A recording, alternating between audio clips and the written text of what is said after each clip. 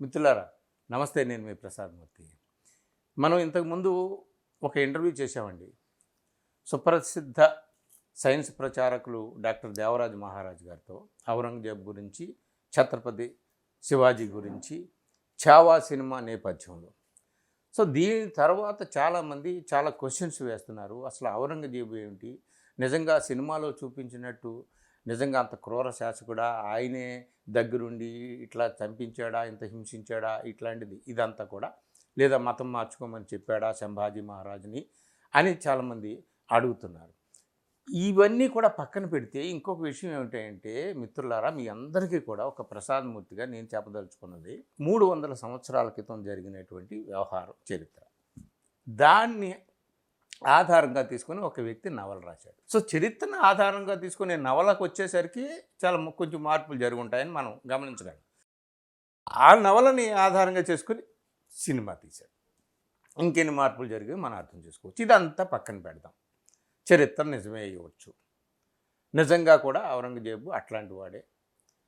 ఛత్రపతి శివాజీ, సంభాజీ మహారాజు, వీళ్ళకి సంబంధించినటువంటి విషయాలు ఇవన్నీ నిజమే. అయితే ఇప్పుడు మనం ఏంటి, ఆ సినిమా చూసి ఔరంగజేబు ఏ సామాజిక సముదాయానికి వర్గానికి చెందినటువంటి వాడు, ఆ సామాజిక సముదాయానికి సంబంధించిన వాళ్ళందరినీ కూడా మనం ద్వేషించాలా, లేదా విద్వేషపు ప్రచారంలో వాళ్ళు రెచ్చగొట్టాలా, ఏమిటి, ఇట్లాంటివి క్వశ్చన్స్ వస్తున్నాయి. ఎందుకంటే మహారాష్ట్రలో ఇదే జరిగింది. ఔరంగజేబు సమాధిని కూలదోయాలని చెప్పి విశ్వ హిందూ పరిషత్తు, అలాగే భజరంగ దళ్ళు వాళ్ళు స్లోగన్స్ ఇచ్చారు, ప్రదర్శనలు చేశారు, నిరసన ఆందోళనలు చేశారు. ఆ సందర్భంగా చాదర్ని తగలబెట్టినట్టు ఇవన్నీ కూడా చాలా విషయాలు బయటకు వచ్చినాయి. అవతల వాళ్ళు కూడా రెచ్చిపోయారు. ఇద్దరి మధ్య కూడా, ఇరు వర్గాల మధ్య కూడా ఘర్షణ జరిగింది. సరే, ఇప్పుడైతే ప్రస్తుతానికి వాతావరణం శాంతించింది, అది వేరే విషయం. మహారాష్ట్ర అసెంబ్లీలో అసలు బడ్జెట్ సమావేశాలు జరుగుతూ ఉండగానే అసలు ఆ బడ్జెట్ సమావేశాలు ఎటో పోయినాయి. అసలు రాష్ట్రం ఎదుర్కొంటున్న సమస్యలు, రైతుల ఆత్మహత్యలు, ఆర్థిక వ్యవహారాలు ఇవన్నీ పక్కకు పోయి ఔరంగజేబు ఫోర్ ఫ్రంట్కి వచ్చాడు. అసలు ఛావా సినిమా రాకముందు మార్చి 3 నుంచి అక్కడ బడ్జెట్ సమావేశాలు జరిగినాయి. ఛావా సినిమా రాకముందు ఫిబ్రవరి ఎండింగ్లో ఎప్పుడో వచ్చింది ఛావా సినిమా. అంతకుముందు జరిగింది కదా మహారాష్ట్ర అసెంబ్లీ ఎన్నికలు. అప్పుడే ఔరంగజేబు ఇష్యూని కూడా ఫోర్ ఫ్రంట్కి తీసుకొచ్చారు బీజేపీ నాయకులు. సో అసలు హూ ఈజ్ దిస్ ఔరంగజేబు? మనం ఈ ఔరంగజేబుని ఏ విధంగా చూడాలి, ఎలా అర్థం చేసుకోవాలి చరిత్రని? నిజంగా ఆయన క్రూరుడా, నీచుడా, నికృష్టుడా, దుర్మార్గుడా, ఇట్లాంటి విషయాలు ఇవన్నీ కాకుండా ఎట్లాగా మనం దీన్ని ఎలా అర్థం చేసుకోవాలనేది ఇంకొక ఇంటర్వ్యూ చేయాలని అనిపించింది. సరే, ఇంకొక ఇంటర్వ్యూ ఎవరితో చేయాలి? ఆల్రెడీ ఒక సైన్స్ ప్రచారకులు, హేతువాద ప్రచారకులతో చేశాను కాబట్టి ఒక హిస్టోరియన్తో చేయాలనిపించింది.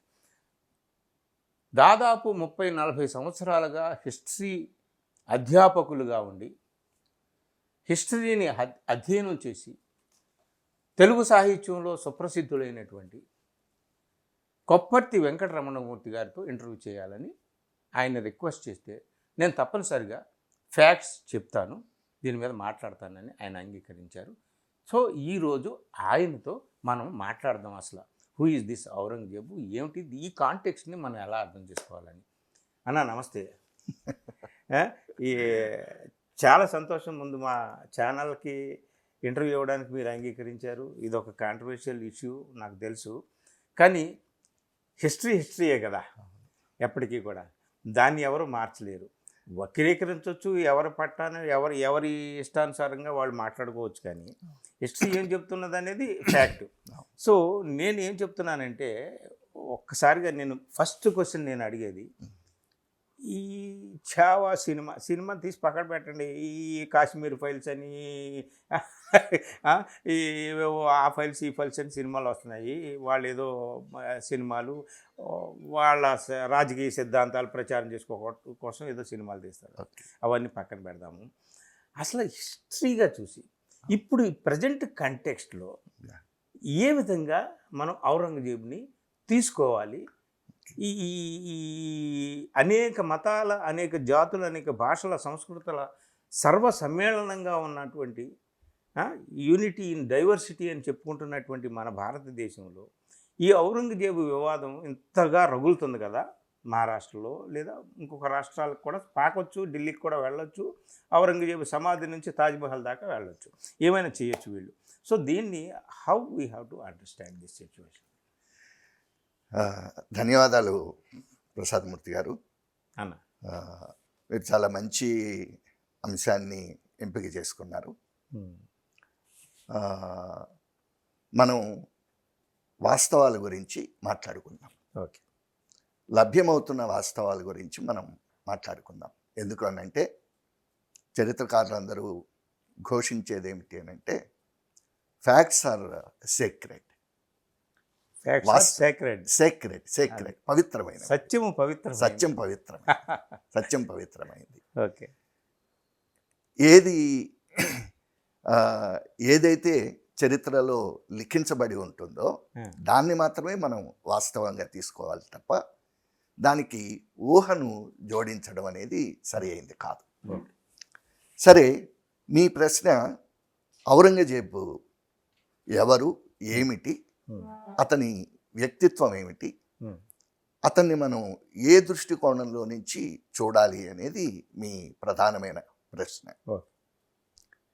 ఈ ప్రశ్నకి సమాధానం చెప్పడానికి ఆ మాటకు వస్తే, ఏ వ్యక్తినైనా సరే మనం చారిత్రక దృష్టికోణంలో నుంచి చూసినప్పుడు స్థల కాలాలను పరిగణలోనికి తీసుకోవాలి. Very good. అంటే ఆ వ్యక్తి చరిత్రలో ఏ కాలానికి చెంది ఉన్నాడు, ఏ ప్రాంతంలో జరిగిన సందర్భాన్ని గురించి మనం మాట్లాడుతూ ఉన్నాము. ఈ రెండు చాలా ముఖ్యమైనవి. ఎందుకు అనంటే ఒక వ్యక్తి ఈ రెండిటిని మినహాయించి విడిగా మనలేడు. అంటే కాలం లేకుండా ఒక వ్యక్తి ఉండలేడు కదా. ఒక కాలానికి కొన్ని లక్షణాలు, కొన్ని గుణాలు, కొన్ని పరిస్థితులు అతని చుట్టూ నెలకొని ఉంటాయి. ఆ నెలకొని ఉన్న పరిస్థితుల్లో నుంచి ఆ కాలానికి అనుగుణంగా ఒక వ్యక్తి ప్రవర్తిస్తాడు. అట్లాగే తాను నివసిస్తున్న ప్రాంతం కూడా పరిగణలోనికి మనం తీసుకోవాల్సి ఉంటుంది. ఈ రెండింటినీ తీసుకున్నప్పుడు ఔరంగజేబు 1658 నుంచి 1707 వరకు 49 సంవత్సరాలు, అంటే దాదాపు అర్ధ శతాబ్దం పాటు భారతదేశాన్ని పరిపాలన చేశాడు. అంటే ఇది 17వ శతాబ్ది రెండవ అర్ధభాగం.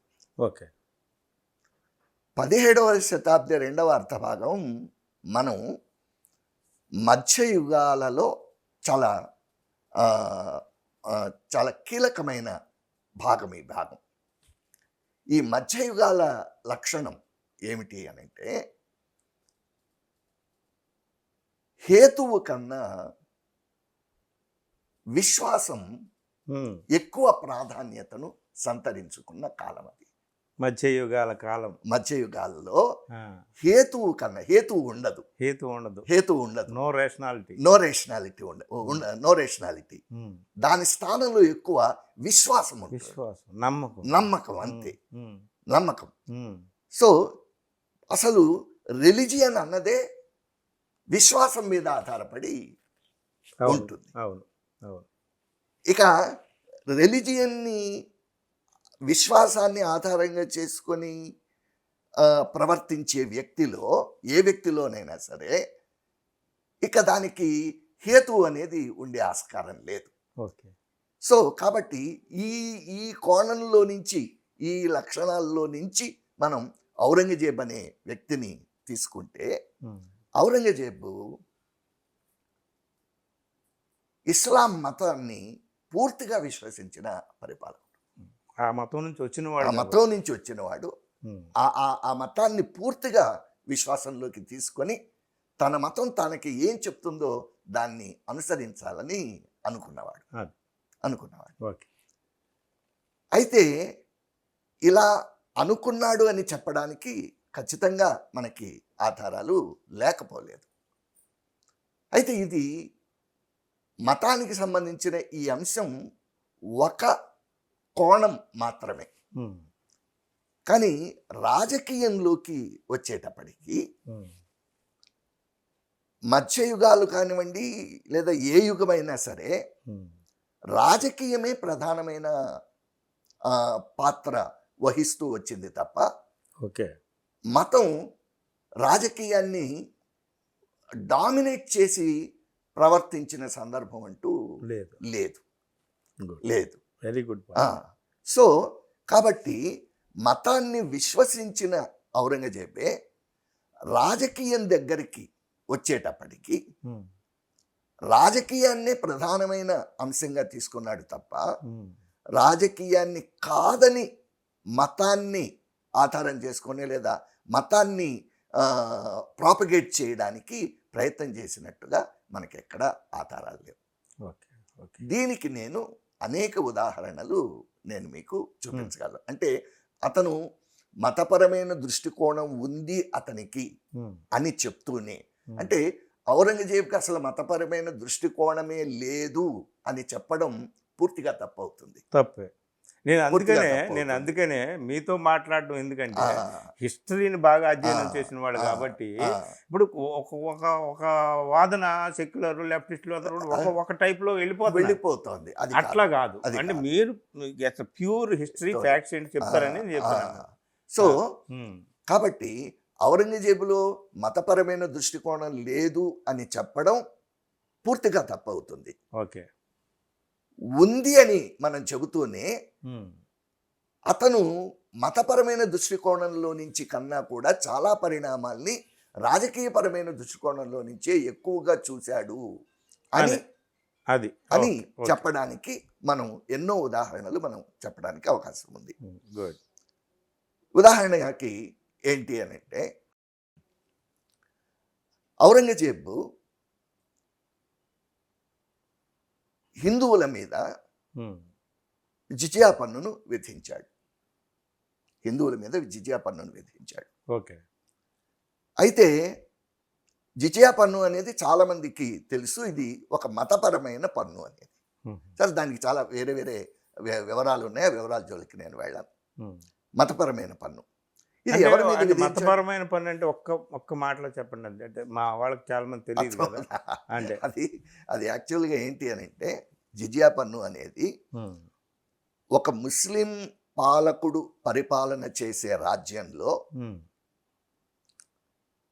తన ప్రజలలో ముస్లింలు కాని వారికి ముస్లింలు కానందుకు విధించే పన్ను జిజియా. అబ్బో. ముస్లిమేతరుల మీద విధించే పన్ను. ఎందుకు? ముస్లింలు కాకుండా ఉన్నందుకు. ఇది చాలా కీలకమైన. సో ఔరంగజేబు ఈ పన్ను విధించాడు. కేవలం హిందువుల మీద మాత్రం, కేవలం నాన్ ముస్లిమ్స్ మీద విధించాడు. అయితే ఇలా విధించిన ఔరంగజేబే ముస్లింల మీద కూడా మతపరమైన పన్ను విధించాడు. ఇది చెప్పరు. ముస్లింల మీద కూడా మతపరమైన జకత్ అనే పన్ను, 5% పన్ను. ఎంతైతే జిజియా పన్ను ముస్లిమేతరుల మీద విధించాడు, కేవలం ముస్లింల మీద మాత్రమే జకత్ అనే పన్ను ముక్కు పిండి మరి వసూలు చేశారు. ఎందుకు? అది ఇప్పుడు యాక్చువల్గా జకత్ అనేది ఇస్లామిక్ సాంప్రదాయంలో ప్రతి ముస్లిం మీద విధించవలసిన పన్ను. అది విధించాడు, వసూలు చేశాడు. Okay, okay. ప్రతి ముస్లిం మీద విధించాడు, వసూలు చేశాడు. అలాగే ముస్లిమేతరుల మీద విధించాడు, వసూలు చేశాడు. అయితే జిజియా పన్ను మతపరమైంది కాదు అని చెప్పడానికి ఒక చిన్న ఉదాహరణ ఏంటి అని అంటే, రాజపుత్రులతో తగవపడ్డాడు ఔరంగజేబు. అది చాలా పెద్ద ఇష్యూ. అది ఆ ఇష్యూ అంతా ఒక కొలిక్కి వచ్చిన తర్వాత రాజపుత్రులు, మార్వార్ మేవాడు రాజపుత్రులతో అతన్ని సంధి చేసుకున్నప్పుడు ఒప్పందం ఏమిటి అని అంటే, ఏమన్నాడు అని అంటే, మీరు గనక నాకు మీ రాజ్యంలో 3 జిల్లాలు అని 1, 2, 3 అని 3 జిల్లాలు కోరాడు. ఈ 3 జిల్లాలు కనుక మీరు నాకు ఇచ్చేటట్లయితే మీ రాజ్యాన్ని జిజియా పన్ను నుంచి మినహాయిస్తాను అన్నాడు. మరి మతపరమైన పన్ను విధించేవాడు మీ రాజ్యంలో కొంత భాగం నాకు ఇస్తే అంటే ఇక్కడ రాజ్యం ప్రధానం రాజ్యం అయింది, ప్రధానమే, మతం ప్రధానం కాలే. మతం ప్రధానం కాలేదు. ఆహా. మతం ప్రధానమైతే నువ్వు రాజ్యం కాదు కదా, నీ మొత్తం ఇచ్చినా నాకు అక్కర్లేదు, నువ్వు హిందువుగా ఉన్నావు కాబట్టి నువ్వు జిజియా పన్ను కట్టి తీరాలి అని అనేవాడు అని ఉండేవాడు కదా. మరి అలా అనలేదు, అలా అనలేదు. ఓహో. సో ఇక్కడ తెలుస్తోంది మనకి, ఇక్కడ అది పూర్తి రాజకీయపరమైందని కాదు. అదే అదే అదే. ఒకటి. రెండవది ఏమిటి అని అంటే, మధుర కాశీ విశ్వేశ్వరుడి మీద దాడులు చేశాడు, గుజరాత్ సోమనాథ దేవాలయం మీద చేశాడు, మధురల మీద దేవాలయాల మీద దాడి చేశాడు, సందేహం ఏమి లేదు ఇందులో. అయితే ఇవన్నీ కూడా సంపదలకు నిలయం. ఓకే. ఇవన్నీ సంపదలకు నిలయం. సంపదల్ని కొల్లగొట్టడమే అక్కడ ఔరంగజేబు యొక్క ప్రధానమైన లక్ష్యం, మెయిన్ టార్గెట్. మెయిన్ టార్గెట్ అది. మీరు అడగొచ్చు, మీరు ఏ ఆధారంగా మీరు ఇప్పుడు ఈ మాటలన్నీ మాట్లాడుతున్నారు అని మీరు ప్రశ్నించవచ్చు. ఔరంగజేబు మీద, శివాజీ మీద చాలా విస్తృతంగా పరిశోధన జరిపిన చరిత్రకారుడు సర్ జాదునాథ్ సర్కార్. సర్ జాదునాథ్ సర్కార్ రాసిన రాతల్లో నుంచి నేను ఇప్పుడు మిగతా విషయాలు మాట్లాడుతూ ఉన్నాను. ఓకే. సర్ జదునాథ్ సర్కార్. సర్ జాదునాథ్ సర్కార్ చాలా authentic. Shivaji and his times అని దగ్గర 6 వాల్యూమ్స్ బుక్ రాశాడు. ఔరంగజేబ్ అండ్ హిస్ టైమ్స్ అని రాశాడు. ఈ ఇద్దరి మీద అతని అథారిటీ. సరే, ఇక రెండవ విషయానికి వస్తే, శివాజీకి ఔరంగజేబ్కి సంభాజీకి ఉన్న రిలేషన్షిప్కి సంబంధించిన ప్రధానమైన అంశంలోకి మనం వస్తే,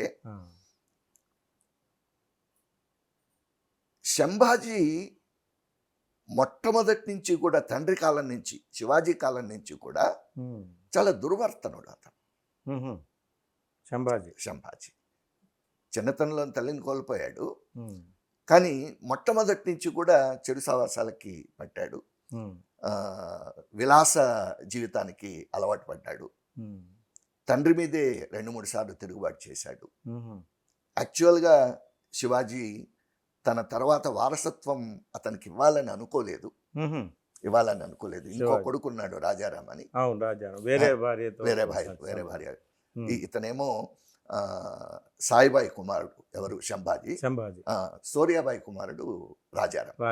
సూర్యాబాయి కుమారుడు రాజారాంకి ఇవ్వాలని అనుకున్నాడు, బట్ చివరికి ఎవరిని నిర్ణయించకుండానే చనిపోయాడు. ఆ తర్వాత కూడా, రాజ్యానికి వచ్చిన తర్వాత కూడా, ఇతను కవికళాస్ అనే ఒక బ్రాహ్మణ స్నేహితుడి ప్రభావంలో పడి, కవికళాస్ అతని పేరు, చివరి వరకు అతనితోనే ఉన్నాడు. చచ్చిపోయేటప్పుడు కూడా వీళ్ళిద్దరూ కలిసే చివరిలో మరణదండని ఎదుర్కొన్నారు ఇద్దరు, కవికళాస్ తర్వాత సంభాజీ. సో అతని స్నేహం ఎక్కువగా పట్టి మొత్తం రాజ్య వ్యవహారాలన్నీ కూడా వదిలేశాడు. పైగా రాజకీయంగా చాలా అవిజ్ఞత ఉన్నవాడు సంభాజీ. నేను చెప్తున్న మాటలు కాదు, జదునాథ్ సర్కార్ చాలా క్లియర్గా రాశాడు ఇవన్నీ. అవిజ్ఞత ఉన్నాడు. ఏమిటి అవిజ్ఞత అని అంటే,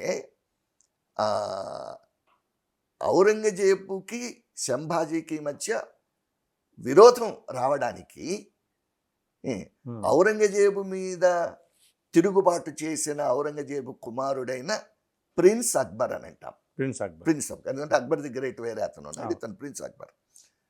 ప్రిన్స్ అక్బరు ఔరంగజేబు మీద తిరుగుబాటు చేసి దక్షిణానికి తీసుకొని వచ్చి, ఔరంగజేబు ఔరంగజేబు కొడుకుని అట్లా ఔరంగజేబు దక్షిణానికి వచ్చిన వాడికి ఆశ్రయం కల్పించడం ఇతను చేసిన పెద్ద తప్పు. ఇది రాజకీయపరమైన తప్పిదం, ఇది తప్పు. దాంతో ఏమైంది అని అంటే, ఔరంగజేబుని యుద్ధానికి రమ్మని పిలిచినట్టయింది. ఔరంగజేబు ఒక ఎంపరర్ కొడుకు ఎంపరర్ మీద తిరుగుబాటు చేస్తే అతనికి ఆశ్రయం ఇస్తున్నాడు అని అంటే, అతనితో కూడా చేతులు కలిపినట్టే, అంతే కదా, మరి కొరివితో తలగొక్కున్నట్లే కదా. అదే పని చేశాడు సంభాజీ. మెయిన్ డిస్ప్యూట్ అంతే. ఇప్పుడు అలా అంటే ఆ ప్రిన్స్ అక్బర్ని ఈ శిక్షించడానికి అతన్ని తరుముకుంటూ వచ్చిన ఔరంగజేబు 1981లో వస్తే ప్రిన్స్ అక్బర్ని తరుముకుంటూ వచ్చాడు. తరుముకుంటూ వచ్చాడు. అతనికిను సంభాజీకి ఏమీ సంబంధం లేదు. ఏమీ సంబంధం లేదు. ఓకే. అతనికి ఆశ్రయం ఇచ్చాడు కాబట్టి సంభాజీతో తగవుకు పడ్డాడు. ఓహో, this is the history. This is history. అంటే అతని పట్ల మతపరమైన దృష్టి కోణమే ఉంటే అక్బర్తో పనే లేకుండా అతని మీద దాడి చేసి అతన్ని చంపేసో లేకపోతే అతన్ని మతం మార్చుకోమని చెప్పుండొచ్చు. అవును, అదేం కాదు. అది కాదు. కేవలం అక్బర్ని రక్షించడం కోసం సౌత్కి వచ్చాడు. అక్బర్ని శిక్షించడం కోసం, సారీ, కుమారుడు అక్బర్ని శిక్షించడం కోసం అతను సౌత్కి వచ్చాడు.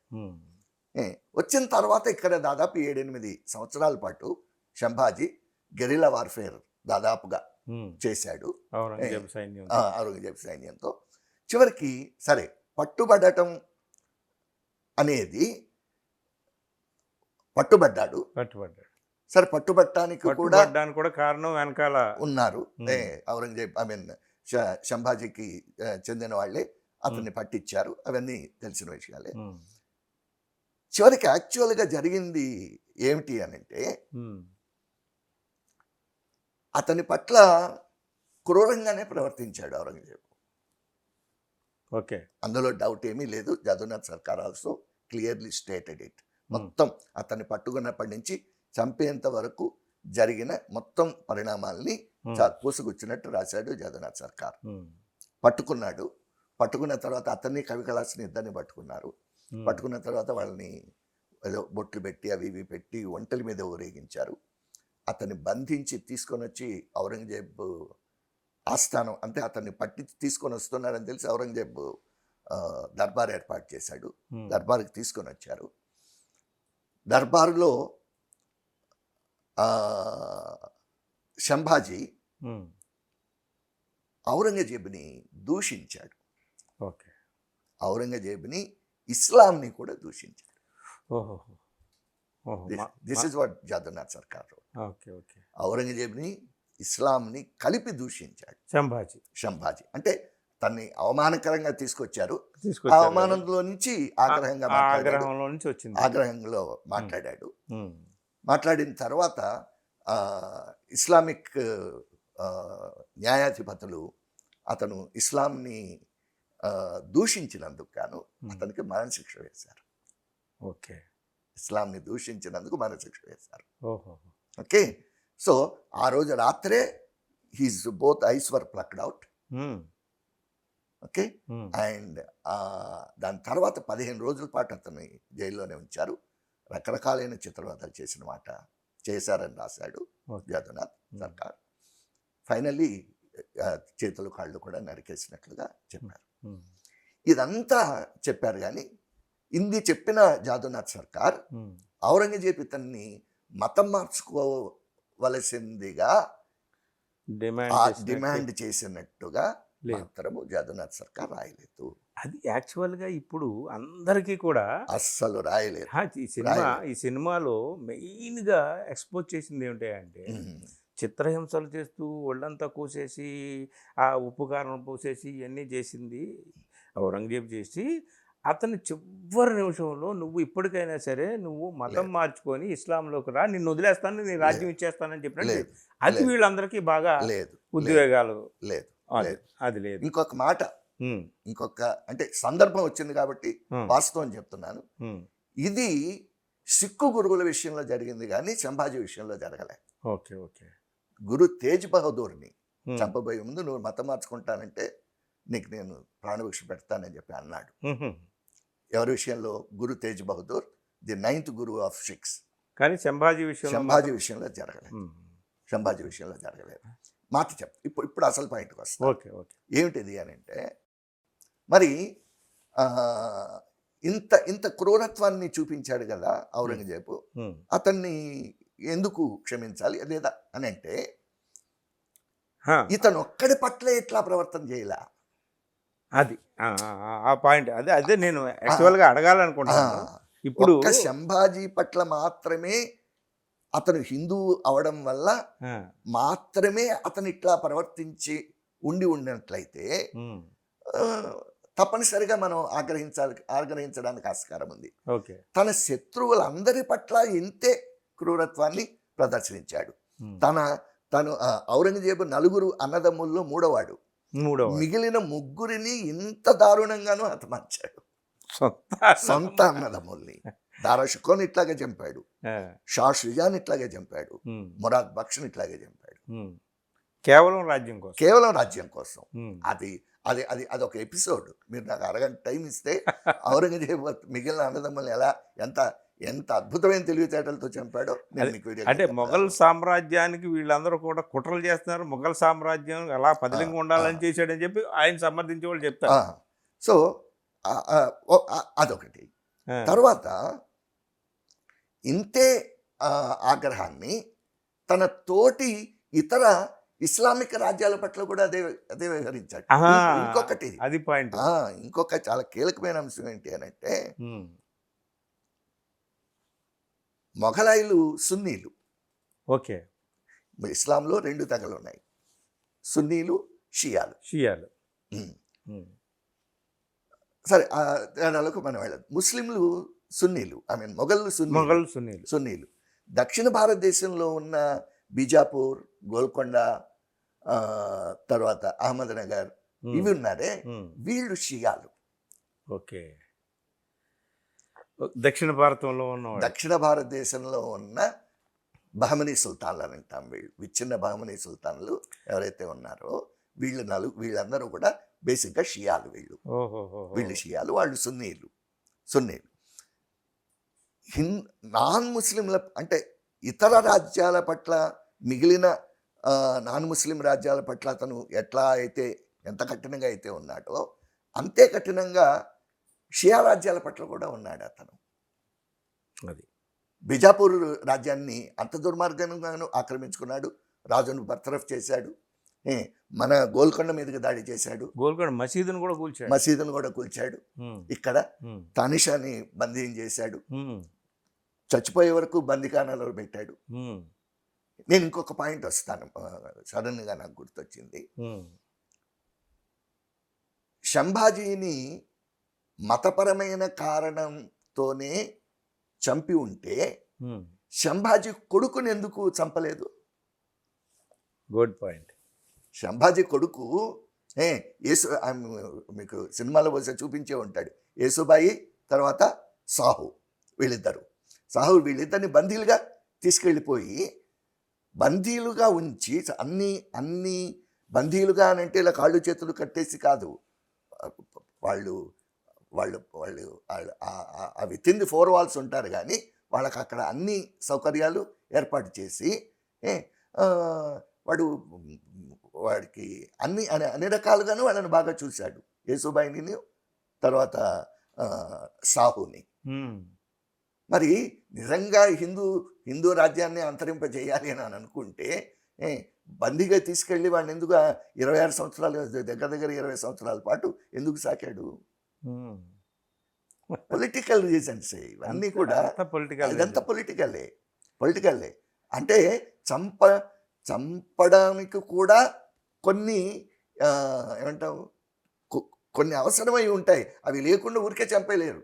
కేవలం రాజ్యమే. అది కాక ఆయన పాపం మొత్తం జీవితం అంతా కూడా దక్షిణాదిలోనే గడిపాడంట, అసలు ఢిల్లీకి తిరిగి వెళ్ళలేదు అసలు. అక్కడే ఏంటంటే 1681లో వచ్చాడు ఇతన్ని వెంబడించుకుంటూ, ఎవరిని, ప్రిన్స్ అక్బర్ని వెంబడించుకుంటూ వచ్చి 1707లో ఇక్కడే చనిపోయాడు. ఇక్కడే తన సమాధిని కట్టమన్నాడు. ఇంకొకటి ఏంటి అని అంటే, ఔరంగజేబ్ సమాధి మీద ఇప్పుడు గొడవ జరుగుతుంది, కూల్ చేయండి అది అని చెప్పి. ఔరంగజేబ్ అదే అసలు మహారాష్ట్రలో ఇప్పుడు పెద్ద పొలిటికల్ సోషల్ టర్మాయిల్ లాగా తయారైపోయింది. రాజకీయ నాయకులందరూ కూడా అన్ని విషయాలు వదిలేశారు, పక్కన పడేశారు విషయాలన్నీ కూడా, దీన్ని పట్టుకుని కూర్చున్నారు. అవును, అంటే ఔరంగజేబుని మనం అర్థం చేసుకోవడానికి అతని వ్యక్తిత్వాన్ని కూడా మనం ఒకసారి అర్థం చేసుకోవాల్సి ఉంటుంది. వ్యక్తిత్వాన్ని అర్థం చేసుకోవాలి. ఆ వ్యక్తిత్వంలో ఏంటి అని అంటే, చాలా నిరాడంబరమైన జీవితం గడిపాడు ఔరంగజేబు. అంత పెద్ద సామ్రాజ్యానికి అధినేత 90 ఏళ్ళు జీవించాడు, 90 years జీవించాడు. జాదునాథ్ సర్కార్ ఒక మాట అంటాడు, 90 ఏళ్ల ఔరంగజేబు జీవిత చరిత్ర ఉమ్. ఒక శతాబ్దపు భారతదేశ చరిత్ర అన్నాడు. అబ్బబ్బబ్బా. So we cannot separate Aurangzeb from the Indian history. Indian history కాదు, ఎంటైర్ నేషన్ నుంచి అతను విడదీసి చూడలేం, మనం చూడలేం. చూడలేం, అది అది చూడలేం అది. అది ఇక్కడ ఆ పాయింట్లు కొంచెం చెప్పండి. అంటే మొత్తం మొత్తం దేశానంతటినీ ఆక్రమించుకున్న చక్రవర్తి ఔరంగజేబు. ఉమ్. చాలా నిరాడంబరమైన జీవితం జీవించాడు. మనం చిన్నప్పుడు చదువుకున్నాం, ఖజానాలో నుంచి తన తన సొంత ఆహారానికి కూడా కావలసిన డబ్బులు తీసుకోలేదు. ఖురాన్ ప్రతులు చేత్తో చాలా అందమైన రహస్యగాడు ఔరంగజేబు. ఔరంగజేబు చాలా గొప్పగా హ్యాండ్ రైటింగ్ రాసేవాట. అందుకని ఖురాన్ ప్రతులు రాసి అవి అమ్మగా వచ్చిన డబ్బుతోనే జీవించాడని మనకి చెప్తాను. అవి అవి సో నిరాడంబరత్వం ఉంది. తర్వాత భోగలాలసత్వం లేదు. అందుకే అతను ఆస్థానంలో నుంచి నాట్యకర్తల్ని, సంగీత కళాకారుల్ని వీళ్ళందరినీ కూడా అసలు ఉండనివ్వలేదు, బయటికి పంపించేశాడు. అది అసలు మన హిందూ రాజుల చరిత్రలో అది చాలా ఒక పార్ట్ అండ్ పార్సల్. ఇదంతా వ్యవహారం. తర్వాత ఇంకొకటి ఔరంగజేబ్కి సంబంధించింది ఏంటి అని అంటే, ఎంత నిరాడంబరుడో తన మరణం తర్వాత ఔరంగజేబు తన సమాధి కూడా అంతే నిరాడంబరంగా ఉండాలి అని చెప్పాడు. మీరు చూడలేదేమో, నేను చూశాను ఔరంగజేబు సమాధి. ఎంత నేను ఒక 1 year క్రితం చదువుతున్నా, అది చాలా చిన్నది. అంతా కలిపి మొత్తం సమాధం మనకి ముస్లిం సమాధులు ఎంతెంత పెద్ద సమాధులు ఉంటాయో మనకి తెలుసు. ఆ సమాధి ఇదిగో మహా ఉంటే ఒక 3 or 4 bedroom అంత ఉంటుంది. చుట్టూ 4 గోడలు సింపుల్ గా ఉంటాయి, మధ్యలో సమాధి ఉంటుంది, పైన కప్పు ఏమీ ఉండదు. చెప్పాడు, తన చెప్పుకున్నాడు. పైన ఆకాశం అంతా కూడా కనిపిస్తూ ఉండాలి, ఏ కప్పు వేయడానికి వీల్లేదు, నా మీదకి గాలి, వాన, వర్షం లేదా సమస్తం నా మీద పడుతూ ఉండాలి అని ఆకాంక్షించాడు. నువ్వు దగ్గరికి వెళ్ళే వరకు ఇది ఔరంగజేబు సమాధి అని చెప్పి పక్కవాడికి చెప్పే వరకు కూడా చుట్టూ ఇళ్ళు ఉంటాయి. ప్రత్యేకంగా ఫలానిది అని చెప్పే వరకు కూడా మనకి తెలిసే అవకాశం లేదు. అది మంచి చెడ్డలు అనేవి అంతేగాక ఇంకా అసలు ఆయన ఆస్థానంలో కానీ ఆయనతో పనిచేసిన వాళ్ళలో కానీ హిందువులు చాలా కీలకమైన ఉన్నారండి. చాలా ఆ మాటకు వస్తే శివాజీని పట్టించిన వాడే రాజా జయసింగ్. శివాజీని పట్టించిన వాడే రాజా జయసింగ్. ఓకే. ఔరంగజేబు అఫ్జల్ ఖాన్, షాయిస్తా ఖాన్ అనే 2 సేనాలను వేరువేరు సందర్భాల్లో శివాజీని పట్టుకోవడానికి పంపించాడు. అఫ్జల్ ఖాన్ అఫ్జల్ ఖాన్ అయితే శివాజీ దగ్గరికి ఒక హిందువుని రాయబారిగా పంపిస్తే, అఫ్జల్ ఖాన్ దగ్గరికి శివాజీ ఒక ముస్లింని రాయబారిగా పంపించాడు. ఇది చాలా విచిత్రంగా. అసలు మతం ఎక్కడుంది? మతం అంటే మనం యూరోప్లో చూసినట్లుగా, యూరోప్లో మనకి ఉన్నాయి, ఇవి క్రూసేడ్స్ అని అంటాం. ముస్లింలకి క్రైస్తవులకి మధ్య మతపరమైన యుద్ధాలు జరిగాయి. అవి పూర్తిగా ఒక మతానికి చెందిన వాళ్ళందరూ ఒకవైపున, మరొక మతానికి చెందిన వాళ్ళందరూ మరొక వైపున ఉండి పోరాటం చేసుకున్నవి. అవి తప్ప భారతదేశంలో అసలు మతపరమైన యుద్ధాలు అనేది ఏమి జరగలేదు. అసలు మతపరమైన యుద్ధాలు అనే నిర్వచనానికి లొంగి వచ్చేవి అసలు భారతదేశంలో జరగలేదు. ఎందుకు అనంటే ఉభయ రాజుల సైన్యాల్లోనూ హిందువులు ఉన్నారు, ముస్లింలు ఉన్నారు. ఔరంగజేబు సైన్యంలో బోలెడంతమంది హిందువులు ఉన్నారు. అలాగే శివాజీ సైన్యంలో కానీ, సంభాజీ సైన్యంలో కానీ. ఒక శివాజీ నా దగ్గర లిస్టు కూడా ఉంది, మీరు చదవమంటే చదువుతాను, పేరు గుర్తుండేవి కాదు. 13 ముస్లిం సేనానులు శివాజీకి నమ్మిన బంట్లు వాళ్ళు. 13 అందరూ ముస్లిం సేనానులే. ఎంతోమంది హిందువుల్లో దుర్మార్గంగా పట్టించిన బోళ్ళంతమంది ఉన్నారు.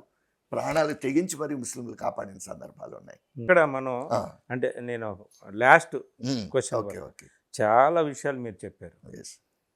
ఔరంగజేబు ఆయన రాజ్యము, రాజ్య విస్తరణే ప్రధానం కానీ అవును. వాడికి మంతవం గీతం లేదు. అలాగనుకుంటే సొంత అన్నదమ్ములనే చంపించాడు, వ్యవహారం చేశాడు. అవును. ఆయన సైన్యంలో హిందువులు ఉన్నారు, శివాజీ సైన్యంలో ముస్లింలు ఉన్నారు, వీళ్ళంతా ఉన్నారు. ఇదంతా కూడా జరిగింది. అలాగే ఔరంగజేబు నువ్వు మతం మార్చుకో అని చెప్పి సంభాజీని డైరెక్ట్గా అడిగినటువంటి దాఖలాలు లేవు. మన చరిత్రకారులు ఎక్కడ చెప్పలేదు. దాన్ని తీసుకొని మనం వాళ్ళు ఏదో ఊరూతలు అవుతున్నారు, వ్యవహారం చేస్తున్నారు. అయితే ఇక్కడ మీరు ఒక ఒక చరిత్రని అధ్యయనం చేసి, చరిత్రని బోధించి, ఒక చరిత్ర అధ్యాపకునిగా ఇప్పుడు జరుగుతున్నటువంటి దీన్ని, ఈ కాంటెక్స్ట్ని మీరు ఈ ప్రజలకు ఏం చెప్తారు? 300 సంవత్సరాల క్రితం జరిగినటువంటి దీన్ని తీసుకొని ఔరంగజేబు చుట్టూ తిరుగుతూ మీరు ఇట్లాగా చేసుకుంటున్న దాన్ని మీరు ఏమంటారు? దీన్ని ఎట్లా చూడాలంటారు? చాలా మంచి ప్రశ్న, చాలా కీలకమైన ప్రశ్న. ఇందాక నేను మీకు మొదలుపెట్టిన స్థలకాలాలు అన్న దాంతోనే దీన్ని మనం ముగించవచ్చు. అవునవును. అప్పటి స్థలకాలాలు వేరు, ఇప్పటి స్థలకాలాలు వేరు వేరు, అంతే కదా, వేరు. ఇప్పుడు మనం 21వ శతాబ్దంలో ఉన్నాము. దేన్నైనా సరే ఇప్పుడున్న పరిస్థితుల్లో నుంచి మనం చూడవలసి ఉంటుంది. మనం ఒకానొక మధ్యయుగపు పరిణామాన్ని ఆధునిక యుగపు కోణంలో నుంచి మనం చూడడానికి వీలు లేదు. 300 సంవత్సరాల క్రితం జరిగిన సందర్భాన్ని 300 సంవత్సరాల క్రితపు దృష్టికోణంలో నుంచి మాత్రమే మనం చూడవలసి ఉంటుంది. మాత్రమే చూడవలసి ఉంటుంది. నిజంగానే ఔరంగజేబు దుర్మార్గుడు, క్రూరుడు అయి ఉంటే అది ఔరంగజేబుకి మాత్రమే పరిమితమయ్యే అంశం కాబట్టి, కానీ ఔరంగజేబుకి మాత్రమే పరిమితమయ్యే అంశం కానీ ఇవాల్టి ముస్లింలందరికీ అది అందరికీ విస్తరించే అంశం కాదు.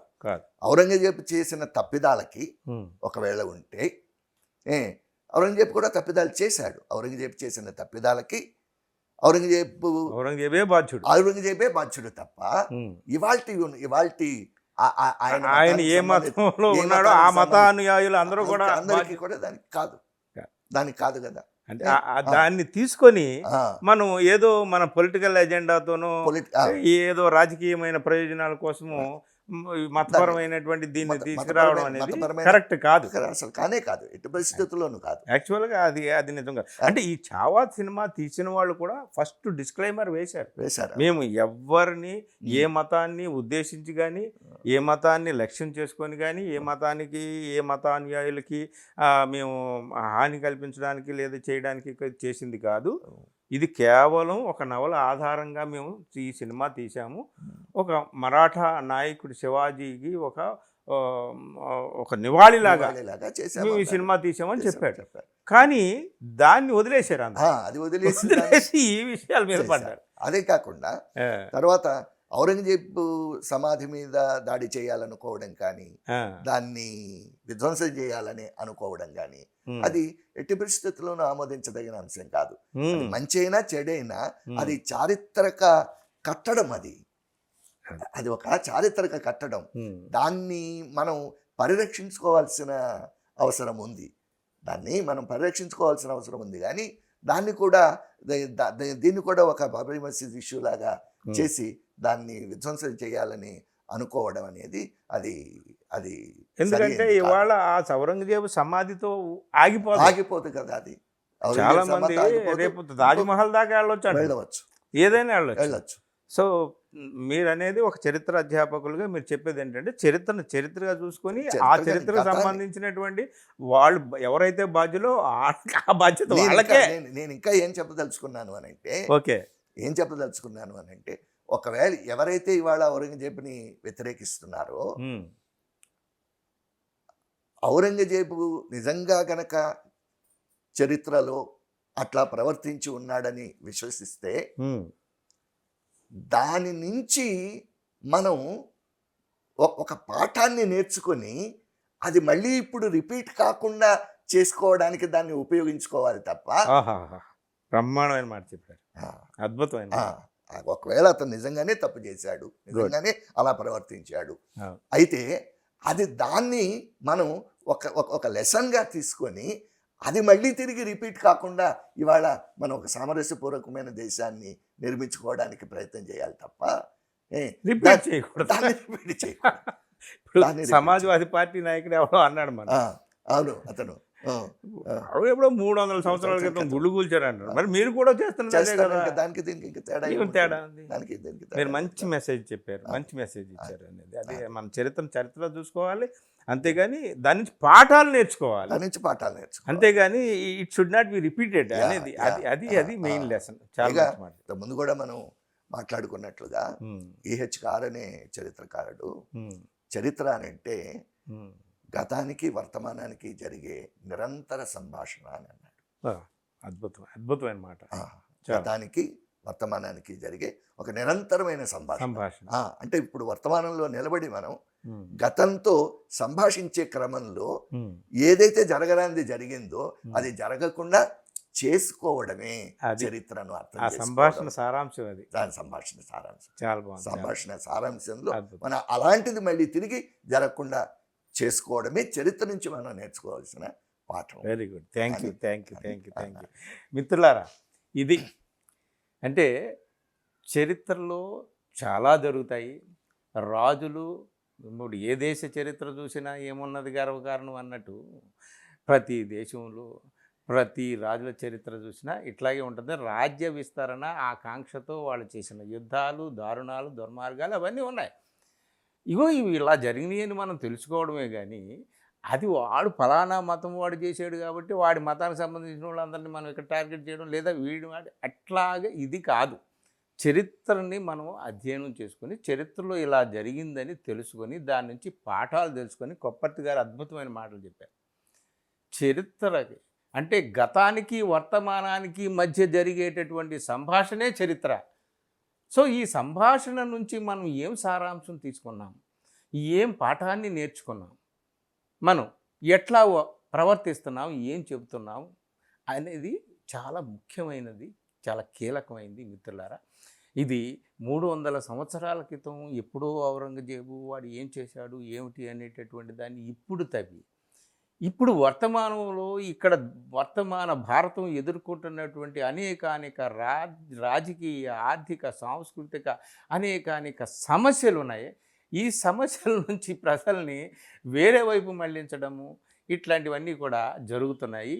ఇది కాదు, చరిత్రని చరిత్రగా తెలుసుకొని దాన్ని అర్థం చేసుకొని దాని నుంచి పాఠాలు తెలుసుకుంటే మనం గమనించాల్సింది ఏమిటంటే మనం లౌకికమైనటువంటి భారతం కాబట్టి అనేక మతాల, సంస్కృతుల, భాషల సమ్మిళితమైనటువంటి దేశం కాబట్టి సామరస్యము, శాంతి ఇక్కడ చాలా అనివార్యమైనటువంటి విషయం కాబట్టి యూనిటీ ఇన్ డైవర్సిటీ అన్నారు కాబట్టి దాన్ని కాపాడుకోవడానికి, ఆ సెక్యులర్ ఫ్యాబ్రిక్ని కాపాడుకోవడానికి మనం కృషి చేయాలి. ఎవరైనా ఇర్రెస్పెక్టివ్ ఆఫ్ పొలిటికల్ పార్టీస్ ఎవరైనా సరే చేయాల్సింది అది. ఈరోజు ఈ సంభాషణలో అంటే గతానికి వర్తమానానికి జరిగేటటువంటి సంభాషణే చరిత్ర అయినప్పుడు నేను ఈరోజు కొప్పర్తి గారు నేను జరిపినటువంటి ఈ సంభాషణలో కూడా నాకు అర్థమైన విషయం ఇది. మనం చరిత్ర నుంచి పాఠాలు తెలుసుకోవాలి, దాన్ని రిపీట్ చేయకూడదు, మంచిని రిపీట్ చేసుకోవాలి, చెడు ఉంటే రిపీట్ చేయకూడదు. ఇది. థ్యాంక్ యూ వెరీ మచ్ అన్న, చాలా మంచి విషయాలు చెప్పారు. థ్యాంక్ యూ ప్రసాద్ గారు. చాలా ధన్యవాదాలు. ధన్యవాదాలు. Thank you.